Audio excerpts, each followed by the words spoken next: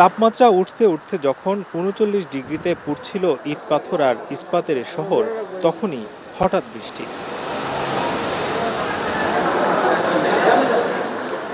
ব্যাপ্তি ছিল কয়েক মিনিটের, তবে ভিজেছে পুরো শহর।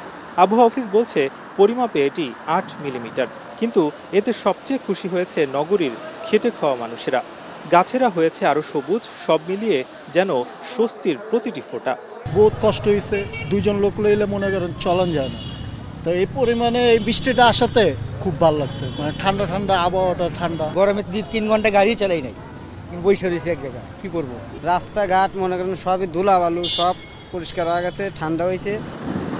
কিন্তু নাগরিকদের চাওয়া আরেকটু বেশি। ঝুম বৃষ্টিতে তাপ প্রবাহ কমার আকাঙ্ক্ষা নগরবাসীর। অল্প একটুখানি বৃষ্টি দিয়ে ঝড় দিয়ে উড়িয়ে চলে যায়, কিন্তু এটা আসলে গরম কতটা কমেছে আমার মনে হয় না। গরমটা কিছু হয়তো ধুলোবালি কিছু ওখান থেকে খানিকক্ষণের জন্য আমরা রেহাই পেতে পারি। গত কয়েকদিনে যে অবস্থা ছিল, বাইরে আসলেই গরমে ঘেমে যাওয়া যেত, মনে হচ্ছিল যে অতিরিক্ত তাপ, এবং রাস্তা থেকে একটা কেমন জানি তাপ উঠতে মনে হতো গাড়িতে চললেও। তবে আবহাওয়া অফিস বলছে ভিন্ন কথা। এ মাসে মাঝে মধ্যে বৃষ্টি হলেও তাপমাত্রা ৩৬ ডিগ্রি সেলসিয়াসের নিচে নামার সম্ভাবনা দেখছে না প্রতিষ্ঠানটি।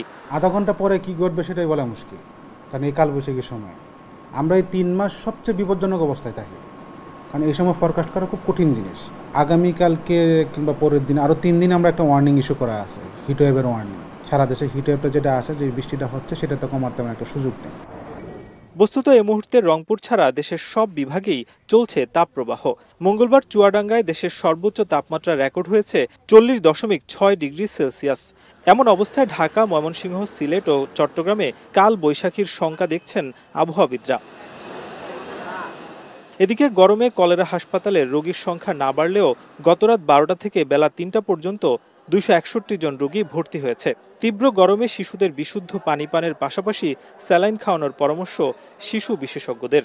রাস্তার পাশে বিশেষ করে যারা নিম্ন আয়ের মানুষ, তারা হচ্ছে কি বিভিন্ন রকম শরবত খায় এবং ফুচকা বা এই ধরনের খাবার, স্ট্রিট ফুডগুলো খায়। তো এগুলো আসলে আমাদের যতটুকু সম্ভব পরিহার করতে হবে, আর পানিটা আমাদের আসলে বিশুদ্ধ পানি খাওয়া উচিত। নাজমুস সাকিব, এখন, Dhaka. She is brave. She is free. A generous soul with many possibilities. Blaze O Skin.